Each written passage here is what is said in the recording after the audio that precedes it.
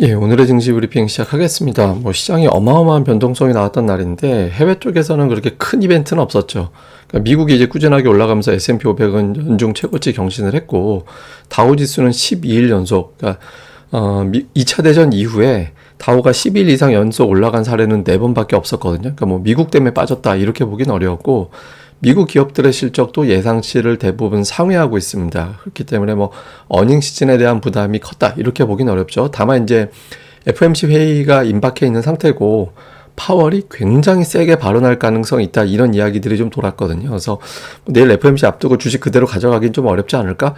이런 거 정도, 요 정도가 이제 해외 쪽에서 나온 변수라고 봐야 됩니다. 지표들도 컨퍼런스 보드 소비자 신뢰 지수가 좀 높이 올라가면서 미국의 경기에 대한 우려가 없었고, 그다음에 글로벌 경제 성장 전망치도 IMF에서 높였잖아요. 우리나라를 좀 낮췄죠. 낮춘 것 때문에 우리 증시가 좀 부담스러운 것도 있긴 하겠지만 지수가 많이 올라온 건 아니었거든요. 그 사이 2차 전지가 올라온 거였지 지수 자체가 올라온 건 아니었기 때문에 IMF 때문에 우리가 역시 빠졌다 이렇게 보기는 어렵습니다. 다만 이제 해외 지표 중에서 조금 찝찝한 건 국제유가가 계속 올라가고 있잖아요. 이게 혹시 인플레이션을 자극하는 거 아닐까? 하반기 인플레이션 떨어지는 거 전제로 해서 이번에 금리 인상이 마지막이라고 봤던 투자자들에게 새로운 금리 인상 요인이 또 생기는 거 아닌가? 이런 걱정을 유발한 정도? 근데 이것 때문에 오늘 증시가 크게 빠졌다라고 보기는 어렵습니다. 이거보다는 2차 전지 변동성이 결정적인 영향을 줬다라고 봐야 되거든요. 그럼 2차 전지가 왜 이렇게 많이 흔들렸을까?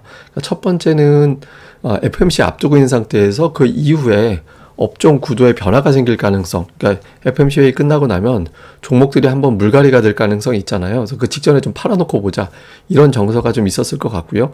그리고 특히 오늘 이제 종목들별로 포스코, 에코프로, 에코프로비엠, LS 이 종목군들의 매수 창구를 제가 다 보여드리는 건데 1위가 전부 키움입니다. 아니 우리나라 웬만한 주식들 다 매수 창구 1위가 키움이지 이렇게 생각하실 수도 있지만 시가총액 1위 종목은 보통 저렇게 잘 안 돼요. 외국계 창구가 1위던가 아니면은 이제 다른 어떤 창구들이 들어오거나 저렇게 또 압도적인 어떤 차이가 나면서 키움이 1위가 들어오진 않거든요. 그래서 제가 오늘 아침 9시 40분경에 이제 텔레그램으로 보내드린 이제 오전장 코멘트에서 제가 그 말씀 드렸죠. 9시 30분에 2차전지 관련된 종목들 매수 창구 1위가 전부 키움이다. 좀 변화가 생길 것 같다. 이게 왜 그러냐면 추세적인 매매보다 단타 매매 비중이 높아졌다는 얘기거든요. 그럼 단타 매매는 오후 들어서 물량 정리하잖아요.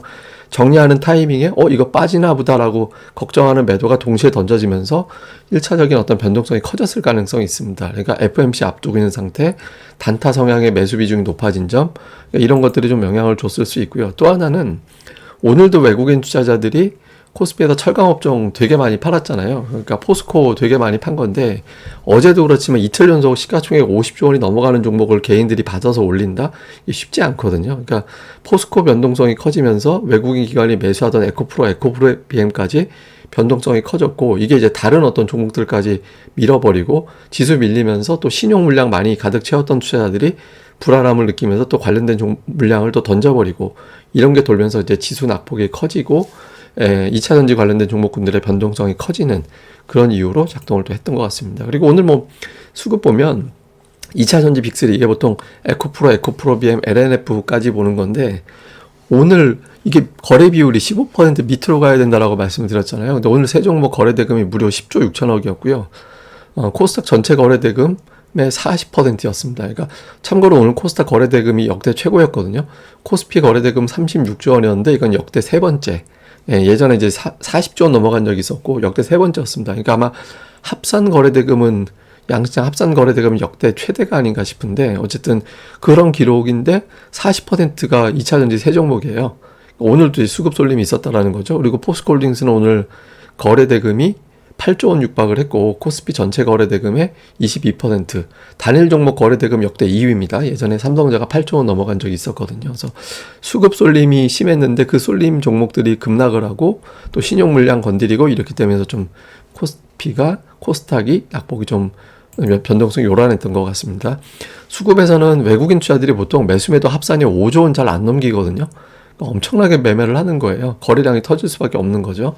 코스닥 많이 매수했고, 근데 저는 이제 선물을 주목을 하는데 외국인들이 선물을 제가 이때 너무 많이 매수해서 지수 올라가는데 좀 한계가 있다. 그 말씀 드렸었잖아요. 요 구간에서. 근데 지금 반대로 이제 매도가 좀 나왔죠. 근데 요 들어온 물량이 다 안 빠졌거든요. 근데 아마 한 만 계약 조금 더 나오면 다 빠질 것 같은데 선물 매도가 여기서 만 계약 이상 나오면 오히려 반등하기가 쉬운 그런 구간으로 접어들게 되거든요. 그래서 조금 이런 측면은 이제 나름대로 긍정적인 요인인데 일단 이건 나중 문제고 외국인들이 극단적인 매매 코스피에서 보면 9,400억 매도 중에서 포스코홀딩스 한 종목 매도가 8,100억. 그럼 왜 이렇게 저런 걸 팔까?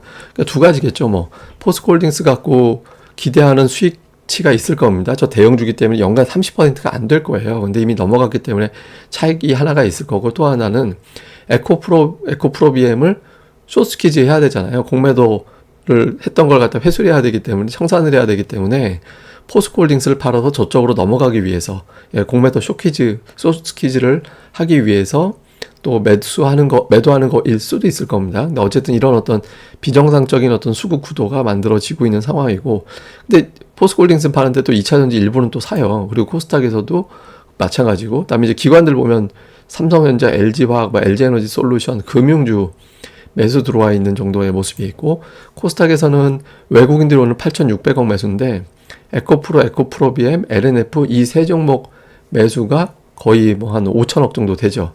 예, 그 정도 이제 매수가 2차전지 쪽에 좀 집중이 되어 있는 상태고, 오늘 엔터주 되게 많이 빠졌는데 엔터주 매도가 좀 눈에 띄고요. 그 다음에 이제 기관 같은 경우는 에코프로와 LNF 에코프로비엠을 좀 엇갈리게 매매를 했고, 그 반도체 관련된 정도 오늘 사실 하이닉스 실적이 되게 화제이긴 했거든요. 왜냐면 이 매출은 서프라이즈였어요. 예, 매출은 서프라이즈였고 이익은 좀 예상치 정도였는데 컨콜 내용만 놓고 보면 이제 바닥 쳤구나 이런 기대감을 자극할 만 했거든요. 근데 이제 그래서 반도체 관련된 종목군들 매수가 되게 많이 들어있긴 했습니다. 근데 워낙 시장의 매도 압박이 세다 보니까 뭐 그것도 규모가 또 어마어마했던 것도 아니고 그래서 이제 좀 힘은 못 썼죠. 근데 어쨌든 반도체 쪽 매수가 있다라는 거는 특징. 그다음에 이제 이슈를 정리해 보면 오늘 파월의 발언 수위가 되게 셀 가능성도 있습니다. 그러니까 파월이 어차피 이제 금리 인상 카드를 갖고 있는 게 별로 안 남았기 때문에 발언으로 때울 수도 있거든요. 그러니까 이 발언이 정말 세게 나올 거냐, 의외로 약하게 나올 거냐. 그다음에 미국에서 FOMC 이후의 업종 구도. 그러니까 최근에 이제 우리가 쉽게 보는 게 나스닥보다 다우가 더 올랐잖아요. 그러니까 다 빠지는 경우가 생길 수도 있고 다시 나스닥이 더 올라가는 시나리오가 나올 수도 있고, 그러니까 어떤 구도가 되느냐. 우리 입장에서는 다우보다 나스닥 올라가는 게 조금 더 유리하긴 하죠. 그 다음에 이제 2차전지 향후 시나리오. 자, 세 가지가 됩니다. 시소는 뭐냐면, 2차전지 내에서 뱅뱅 돌기만 하는 거. 이거는 이제는 2차전지가 다 올라가는 게 아니라, 뭐, 에코프로 올라갔다가, LNF 갔다가, 엔캔 갔다가 막 이렇게 이 안에서만 메뚜기 같이 돌아다니는 거 하나. 두 번째는 분산 시나리오. 오늘 삼성전자 SK하이닉스가 장중에 플러스 시도를 여러 번 냈었거든요. 그래서 이제 업종이 뭐 반도체가 됐든, 그러니까 사실 2차전지 매수 받을 수 있는 업종이 몇 개 안 돼요. 그 시가총액이 워낙 커서 반도체나 자동차나 뭐 이 정도? 하여튼 어쨌든 뭐가 됐든 어떤 업종 다른 쪽으로 넘어가는 시나리오 하나. 두 번째, 최악의 시나리오는 신용이 터지기 시작하면서 뭐 증시 전체가 하락 종목 수가 이렇게 많은 날이 이어지는. 근데 지금 사실 ADR이 600 코스닥 지수 예전에 한 670대 그때 봤던 ADR이 지금 코스닥 지수 960포인트대 막 왔다 갔다 하는 상황에서 보고 있는 거거든요. 950 왔다 갔다 하는 상황에서. 지금 근데 여기서 신용까지 터지면서 금융위기급의 어떤 ADR까지 보여줄 거냐. 근데 이제 세 번째 시나리오인데 이제 요걸 좀 볼 필요가 있습니다. 이 중에서 지금 이제 제일 좋은 건 두 번째로 가는 게 제일 좋죠. 그래서 지금 신용 문제가 저는 조금 걸리는 게, 이거 오늘 코스닥이 막판에 쭉 빠졌는데 이게 신용이 터지기 시작하면 앞으로 이런 그래프를 자주 보게 돼요. 예, 오후장 들어서 갑자기 재료가 없는데 저렇게 뚝 떨어지는. 그러니까 이게 신용 반대 매도가 나오는 게 아니라 반대 매도는 동시효과에 나오는 거잖아요. 그게 아니라 다음날 내가 신용으로 반대 매도로 하한가 주문으로 나가느니 오늘 미리 던지자라고 해서 물량이 던져지는 그런 물량이 나오게 되거든요. 그래서 여기서 신용이 안 터지기 위해서는 이제 내일장에서는 분산이 돼서 다른 종목군들이 2차전지 변동성을 좀 틀어 막아주는 흐름이 나와줘야 됩니다. 그래서 좀 삼성전자 SK하이닉스의 역할이 되게 중요하다. 또는 뭐 자동차가 됐든 뭐가 됐든 어쨌든 저 물량을 좀 흡수해주는 종목군들이 등장하는지 여부가 되게 중요한 것 같습니다. 자, 오늘의 차트는 두 개를 준비했습니다. 오늘 코스닥 역대 하락 종목수 최대 1480개는 코로나 폭락 때도 나온 적이 없는 수치였어요. 그리고 특이했던 게 지금 이번 달에만 역대 하락 순위 안에 들어가는 날이 계속 나옵니다. 그러니까 7월 24일에도 나왔고, 하여튼 7월 6일에도 이게 순위에 들어간 날 나왔고, 어제도 역대 하락 순위였는데, 웃기는 게 역대 하락 종목 순위인데 지수가 올랐어요. 그 후유증이 오늘 나타났다라고 봐야겠죠. 근데 통계적으로 보면 하락 종목수 이렇게 순위 최상위 정도 나오게 되면 다음 달에는 오히려 지수가 올라갈 확률이 한 70% 가까이 되긴 하거든요. 그래서 이걸 놓고 보면 다음 달에는 좀 8월 중순 이후에는 지수가 좋을 가능성이 있긴 합니다. 근데 그건 뭐 통계가 그렇다라는 거고, 어쨌든 이런 어떤 데이터가 있다.